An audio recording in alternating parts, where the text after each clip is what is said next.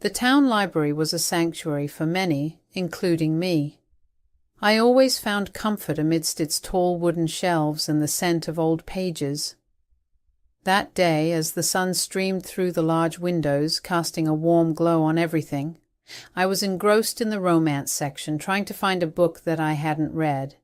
A soft thud and the flutter of pages startled me, and I looked up to find myself almost nose to nose with a man who appeared just as surprised.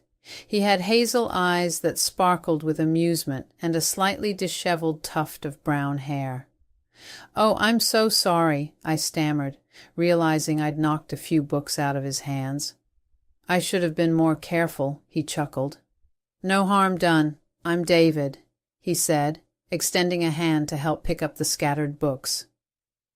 "Amelia," I replied, grateful for the friendly gesture.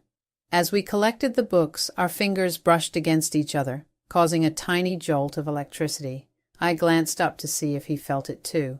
From the faint blush on his cheeks, it seemed he did. "So, Amelia," David began, breaking the momentary silence, "are you always this engrossed in your book choices?" I laughed. "Only when I can't decide on my next fictional escape. How about you? What brings you to the library?" "I've been trying to find a good book on photography," he admitted, pointing to the stack in his hands. "It's more than just a hobby for me." Our conversation turned to hobbies, dreams, and even our favorite foods. It was surprising how easy it was to talk to David. We ended up abandoning our book search and found a cozy corner in the library's cafe. Hours seemed to fly by as cups of coffee turned cold and our conversation delved deeper. "I've always loved this library," David confessed, looking around with a nostalgic smile. "I used to come here with my mom. She'd read to me for hours." "It sounds lovely," I said, thinking about my own childhood memories. "It was," David replied with a distant look in his eyes, "but things change." There was an unspoken depth to that statement, hinting at stories yet untold. It made me even more curious about him. We left the library with a promise to meet again. From that day on, David and I were inseparable. Each date felt like an exploration, not just of the places we went to, but of each other's worlds. The bond we shared grew stronger, leading us to a beautiful wedding day where I felt like everything was falling into place. Yet amidst all the joy, one figure stood out, casting a long shadow on our happiness. David's mother, Mrs. Merrin Hughes. Her sharp gaze always seemed to linger on me a little too long, her smiles never quite reaching her eyes. I hoped that with time she'd see how much David and I loved each other and accept our union. But that was a hope soon to be tested. The excitement of expecting a baby was overshadowed by the constant nausea and fatigue I felt every morning. It was a battle, and by evening I was utterly exhausted. David watched with concern, always by my side, supporting me in every way he could. One evening, after a particularly rough day, David approached the subject. "Amelia, maybe we should think about moving closer to family for a while, just until the baby comes." I hesitated. Moving back to David's family home meant being closer to Moran. "Do you think that's a good idea?" I asked, uncertainty in my voice. He took my hand gently. "It's just a thought. Mom did raise 3 kids. She might help with the baby stuff, and, more importantly, support you when I'm at work." I pondered over it. "I'm just worried about how things are with your mom," I admitted. David sighed. "I know Mom can be a bit difficult, but she's still family. Maybe with the baby on the way, things might change. Give her a chance." With a deep breath, I agreed. "All right, but if things get tough, we need to have a backup plan."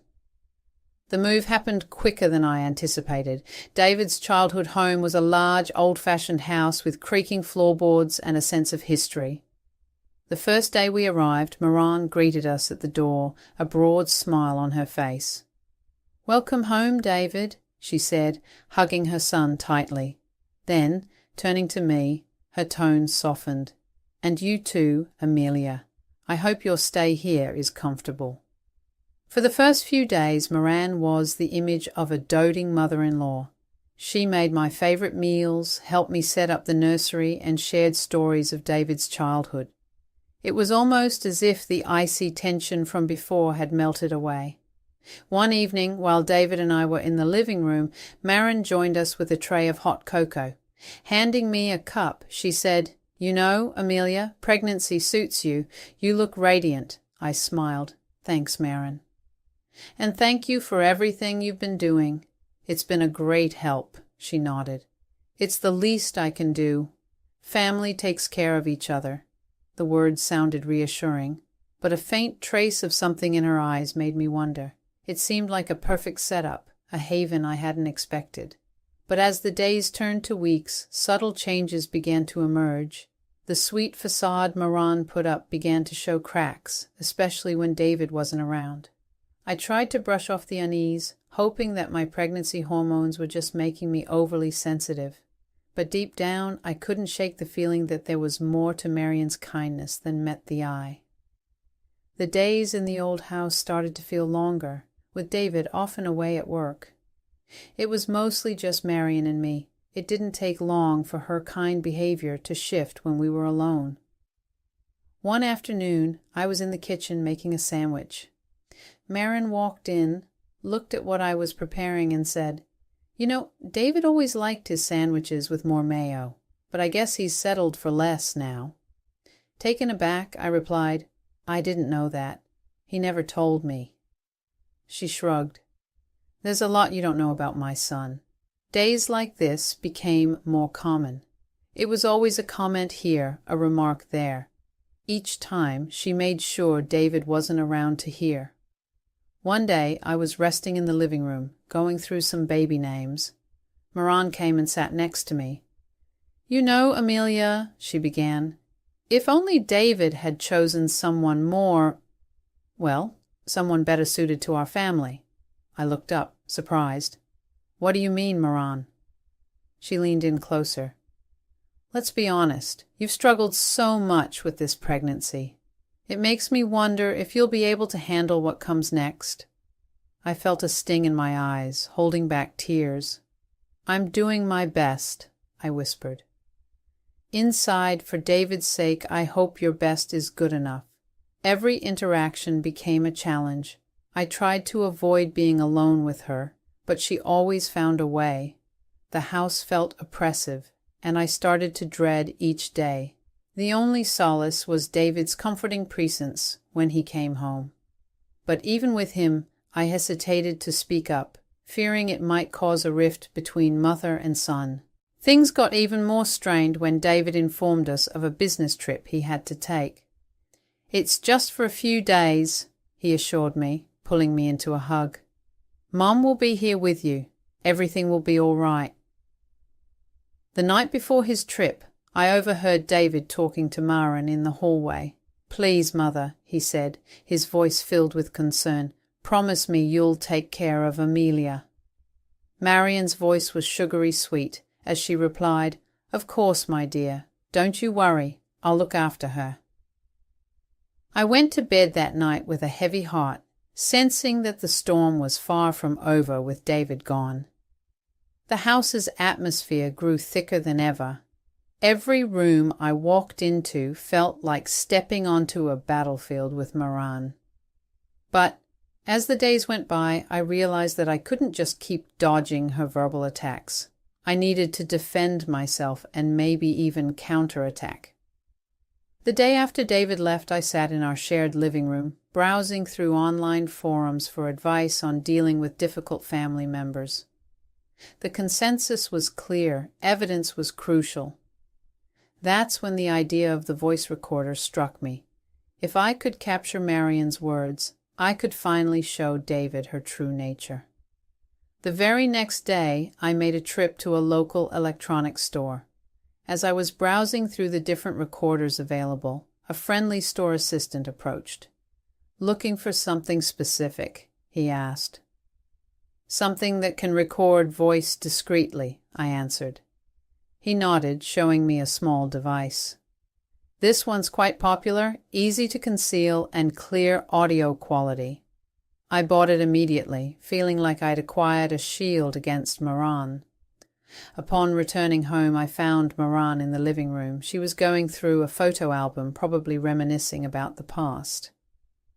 "Ah, Amelia," she said without looking up, "come see these photos of David when he was young, so innocent and pure before all this." I sat down, my new recorder discreetly activated in my pocket. "He always speaks fondly of his childhood," I remarked, trying to keep the conversation neutral. She gave a half-smile.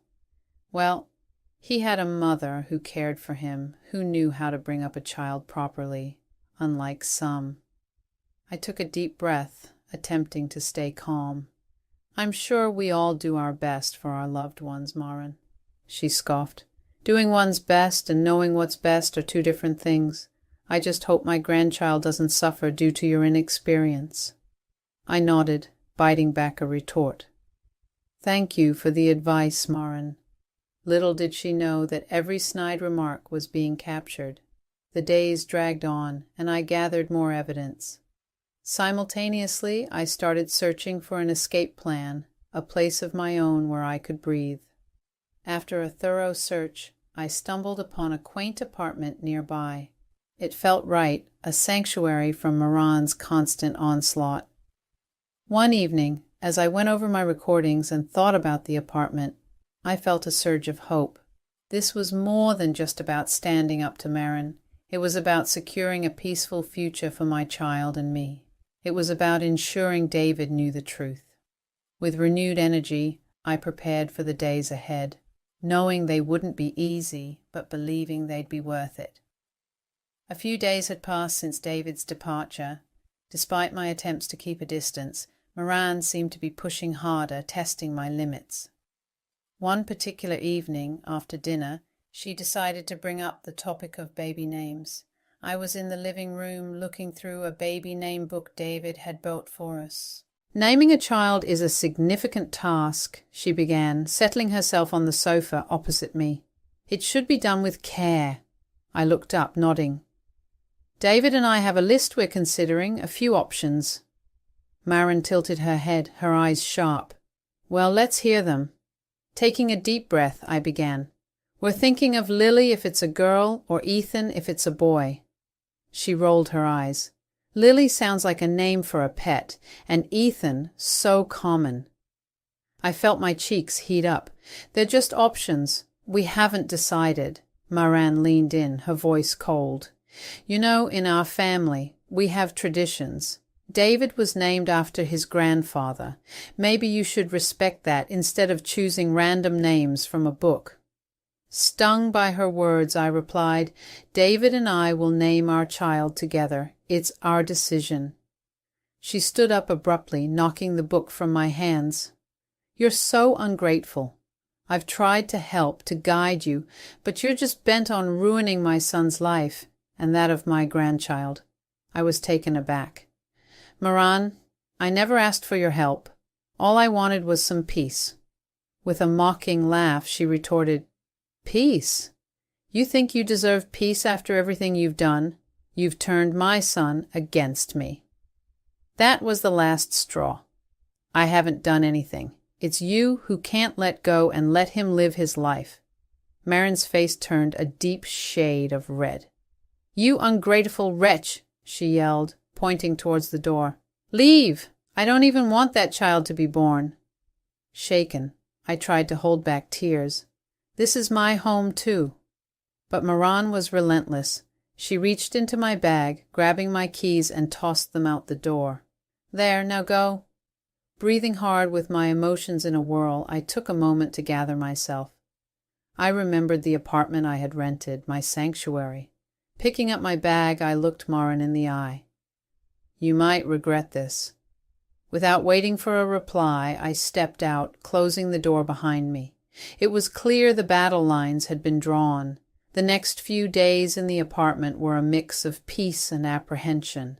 I missed David terribly and worried about how he would react to everything once he returned.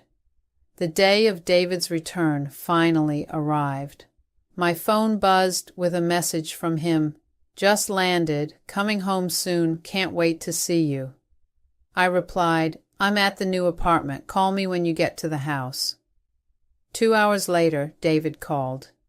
His voice was a mix of confusion and concern. "Amelia, why are you in an apartment? Where's all your stuff? Why aren't you home?" I took a deep breath. "David, there's a lot you need to know." After explaining everything from the voice recordings to the final confrontation with Moran, there was silence on the other end. "I'll be there in 10 minutes, he said. When David arrived, I played him the recordings. His face turned from shock to anger with every word Marin spewed. "I can't believe she said all those things to you. I'm so sorry, Amelia," he said, taking my hand. "David, it's not your fault. I just couldn't stay there anymore." His eyes were fierce. "We're confronting her together." We drove back to the house, and as we entered, Moran was sitting in the living room, feigning surprise. "David, welcome back. Where's Amelia?" David's voice was ice cold. "She's right here, and we've heard everything."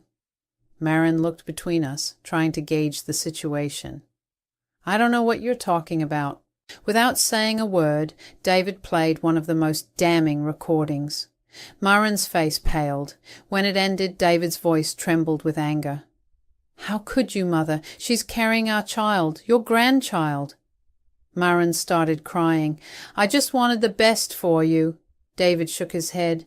"Your version of the best isn't what I want. Amelia and our baby are my family now. You need to respect that." Moran sobbed harder, trying to reach out to David, but he stepped back.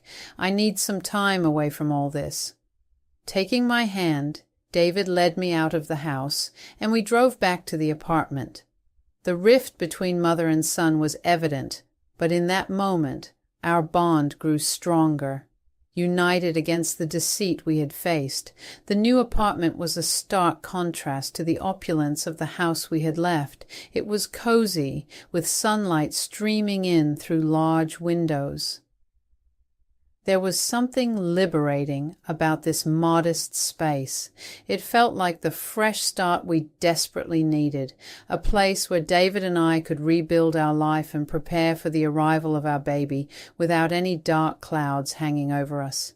David and I spent the first few days setting things up. We transformed the second bedroom into a nursery, picking out neutral tones for the walls and assembling furniture piece by piece. As we painted the baby's room one afternoon, David said, "You know, all things considered, this place feels more like home than the big house ever did." I smiled, dipping my brush into the paint. "It does, doesn't it? It's smaller, but feels warmer." While putting up a shelf, David found a photo from our wedding day tucked inside a book. "Look at us," he remarked, passing me the photograph. Our smiles radiated pure joy, blissfully unaware of the storms ahead. "We've come a long way since then," I mused, placing the photo on the freshly painted shelf. "But we've also grown stronger together." David wrapped an arm around me. "I still feel guilty, Amelia. I thought going back to that house to my mother would be the solution. How wrong I was." I looked up at him. "It's not your fault, David. We made that decision together, and now we're starting anew together." A few days later, an unexpected package arrived.